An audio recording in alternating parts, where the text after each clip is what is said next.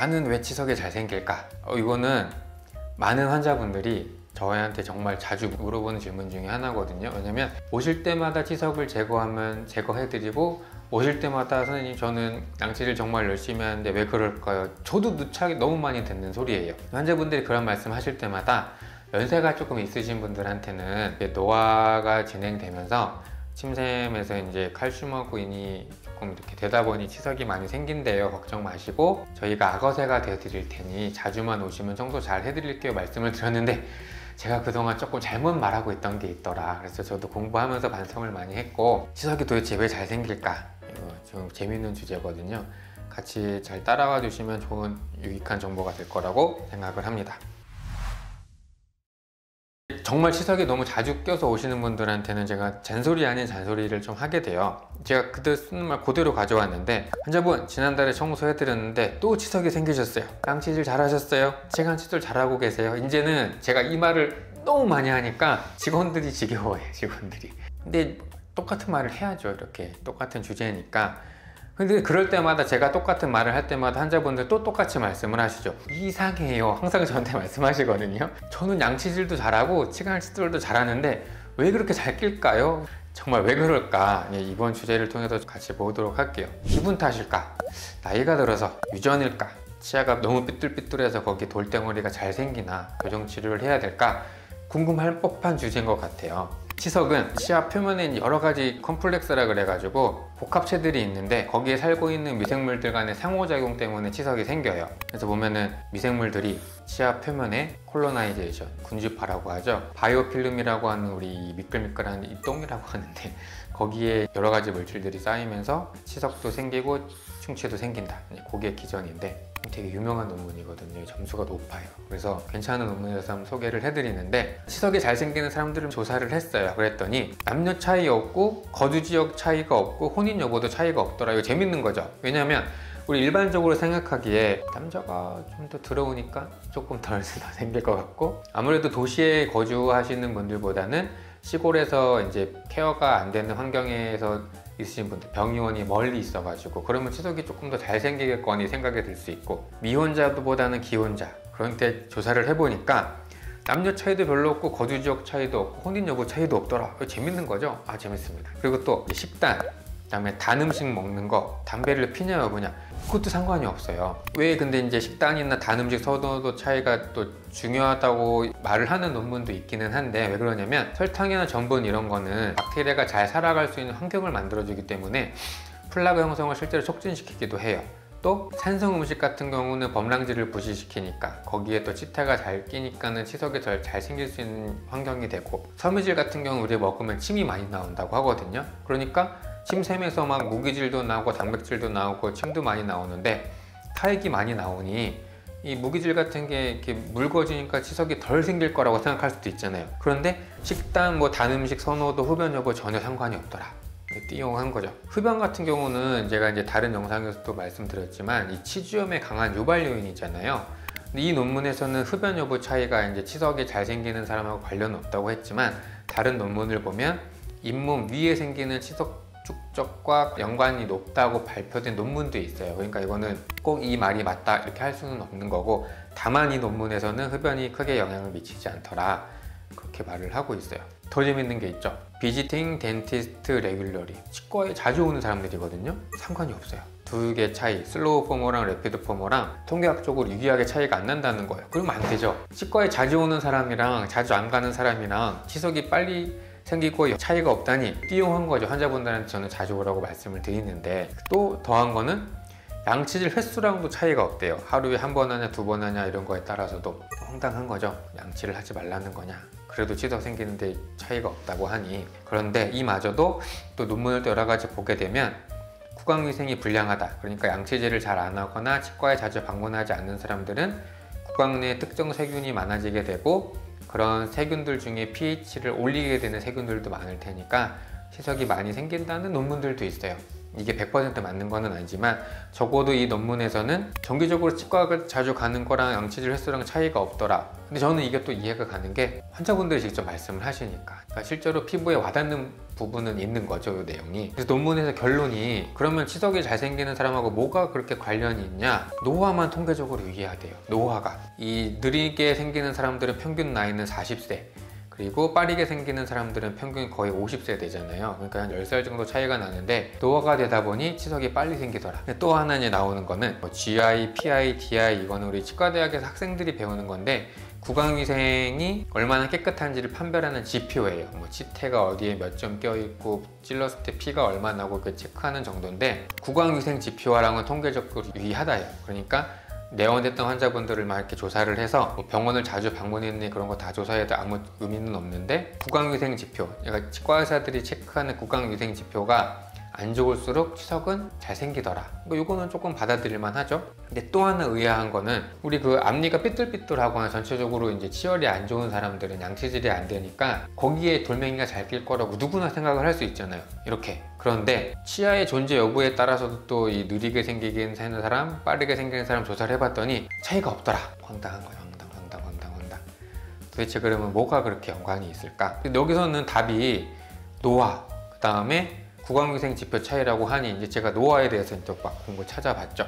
그래서 이제 침샘, 타액선, 살리바리 그란드가 나이가 듦에 따라 과연 어떤 변화를 겪길래 치석이 생기는 게 노화와 관련이 있다는 말을 할까? 또 논문의 저자들이 이제 말씀해 주셨던 걸 정리를 해보면, 실제로 노인이랑 젊은 사람들은 타액 구성이 변한대요. 제가 환자분들한테 실제로 뭐라고 말씀드리냐면, 환자분 그게 왜 잘 생기냐면은 연세 드실수록 침샘에서 칼슘이랑 인이 많이 나오면 치석이 잘 생긴대요. 그 환자분도 아마 그렇지 않을까요?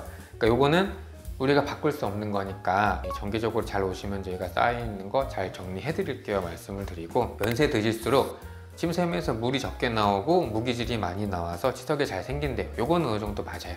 그런데 과연 이게 전부일까? 침샘에서 나오는 칼슘 등의 무기질, 그 다음에 침의 양, 물기, 요게 전부일까? 이게 생각이 계속 들던 차에 단백질에 집중을 한 논문이에요. 저도 깜짝 놀랐어요.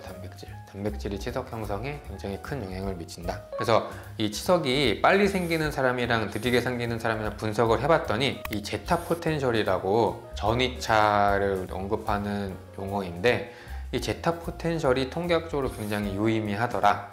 그래서 빨리 형성되는 군과 느리게 형성되는 군에서 제타 포텐셜이라고 하는 어떤 특정 값이 통계적으로 유의하게 차이가 났대요. 그럼 이 제타 포텐셜은 도대체 뭐냐? 제타 포텐셜은 뭐냐면, 용매가 있고 용질이라는 단어가 있잖아요. 용매랑 용질은 이게 일반화학에서 배우기를 두 물질이 섞일 때 양이 많은 게 용매고 양이 적은 게 용질이에요. 근데 그 용매랑 용질이 가지는 전기량의 차이를 우리가 제타전이라고 하는데, 그 제타 전위 값이 크다고 하면 그 입자들이 서로 밀어내는 성질을 가져서 치석이 덜 생기고, 제타 전위 값이 작으면 입자들이 서로 끌어당겨서 치석이 잘 생긴다, 이렇게 지금 설명을 하고 있거든요. 그러니까 우리 몸에 있는 용매, 침이죠. 거기에 섞여 있는 용질들, 거기 사이에 그 전위차가 치석을 만드는 데 이제 영향을 끼친다 이거예요. 그래서 봤더니 제타 포텐셜, 절대값이 클수록 서로 밀어낸다. 그러니까 치석이 빨리 생기는 그룹들은 제타 전위의 절대값이 작아요. 그러니까 제타 전위 값이 절대값이 작다는 말은 입자들이 서로 끌어당기는 거죠. 뭐 칼슘이나 인, 여러 가지 뭐 단백질 그런 것들이 서로 잘 끌어당겨서 치석이 잘 생긴다, 이렇게 설명을 하고 있어요. 그래서 보면 이제 좀 이해가 되는 거죠. 우리가 생각하기에 칼슘이 인산칼슘 성분이 돼 있으니까 칼슘이나 인 농도 자체만 중요하다고 생각할 수 있는데, 그 농도 자체만 중요한 게 아니라 제타 포텐셜이라는 침과 그 주변에 있는 무기질이나 단백질이 이루고 있는 전이차가 치석을 만드는 데 크게 영향을 준다는 거예요. 그래서 타액 내 제타전의 절대값이 더 클수록 치석 형성이 더 느린 이유는, 그러니까 단백질, 여기 단백질이 있는데 얘가 마이너스를 많이 띄고 있어요. 칼슘 이온을 잘 끌어당기니까 타액 내 칼슘이 침에 잘 녹아 들어가 갖고 치석이 덜 생기는 거죠. 또 칼슘의 농도 자체보다는 칼슘의 용해도가 치석 형성에 더 중요한 거예요. 그래서 이제 논문들을 보면은 칼슘 농도가 높을수록 빨리 생길 거라고 생각이 들잖아요, 직관적으로. 근데 반대에 있고 있는 거죠. 그 이유가 제타 포텐셜이더라. 타액 내 음전하를 띤 단백질이 많을수록 제타 포텐셜이 커지게 되고, 주변의 칼슘들을 막 이렇게 끌어당겨 갖고 칼슘이 쌓이는 거를 방지하고 있던 거죠. 제가 모르는 걸 알게 돼서 환자분들한테 설명할 수 있는 하나의 키가 생기게 되니까 저는 그게 되게 재밌었어요. 그래서 또 이 논문에서는 치석이 빨리 생기는 그룹과 느리게 생기는 그룹에서 단백질의 분포를 또 봤는데, 치석이 좀 빨리 생기는 그룹에서는 세포랑 세포를 이렇게 연결시켜주는 단백질, 셀 바인딩 프로틴이라고 하는데, 그런 단백질, 그다음에 염증을 매개 하는 단백질, 또 뉴로 디제너러티브 디스오더, 그러니까 뭐 알츠하이머나 이런 질환이 있는 사람들에서 발견되는 단백질의 농도, 그리고 글리콜라이틱 메타볼리즘, 탄수화물을 분해시키는 데 관련되는 효소들이 치석이 빨리 생기는 그룹에서 과발현되고 있더라. 이것도 되게 재밌는 게 뭐냐면, 아까 말씀드렸잖아요. 식습관이 치석 형성하는 데 영향을 미치더라. 그러니까 그 식습관 중에 내가 뭘 먹든지 간에 이 탄수화물을 분해시키는 대사관여야 하는 효소들이 많으면 치석이 좀 많이 형성될 수도 있고, 또 재밌는 건 뭐냐면, 치석이 느리게 생기는 환자분들 입안에 어떤 세균이 많이 살까, 치석이 빨리 생기는 그룹에서 어떤 세균이 살까 이렇게 표시를 했는데, 특이하게도 이 로시아라고 하는 이 박테리아는 구강 환경이 깨끗한 사람들에서 잘 사는 세균인데 높대요. 그러니까 치석이 느리게 생기는 군에서는 건강한 구강 내에 존재하는 세균이 존재하는 경우가 많다고 하고, 또 재밌는 거, 심한 치주염을 일으키는 세균들이 있어요. 뭐 퓨조박테리아, 스피루에템, 액티노박테리아, 잇몸뼈를 파괴시키는 데 관여하는 세균들이 치석이 빨리 만들어지거나 느리게 만들어지는데 통계학적으로 유의하지 않더라. 재밌는 거죠. 잇몸병을 유발시키는 세균들이 있다고 해서 치석이 빨리 생기는 건 아니다. 이것도 굉장히 재미있었던 것 같아요. 더 재밌는 거는 이 친구인데, 피르미큐트 뭐 이런 세균인데, 그 뚱보균이거든요. 뚱보균. 예전에 한번 다이어트와 관련돼서 검색량이 늘어났던 적이 있던 세균인데, 우리 장에서 당과 지질의 흡수를 돕는 세균이거든요. 그런데 이 세균이 많은 그룹은 빨리 생겨요. 특이한 거죠. 장에서 당과 지질 흡수를 돕는 세균, 그러니까 이 세균이 많은 사람들은 그런 말들 하잖아요. 나는 물만 먹어도 살을 찐다고. 실제로 이 세균이 많은 사람들은 당과 지질 흡수가 잘 되니까 실제로 살찌는 데 영향을 미친다고 하거든요. 심한 치주염을 일으키는 세균들은 치석 영향에 크게 차이를 안 느끼는데, 이 당과 지질의 흡수를 도움을 주는 세균은 영향을 미친다고 하니, 반대로 얘기를 하면 이 세균 내가 갖고 있는 거 내가 조절할 수 없는 거잖아요. 그래서 환자분들이 나는 도대체 왜 치석이 잘 생길까요? 막 이렇게 여쭤봤을 때, 유전적 요인이랑 환경적 요인을 좀 나눠서 생각을 해볼 수가 있겠죠. 유전적 요인, 내가 어떻게 통제할 수 없는 부분들, 입안에 발현되는 단백질들은 제타존이라고 하는 거에 영향을 미칠 텐데 내가 조절할 수 없죠.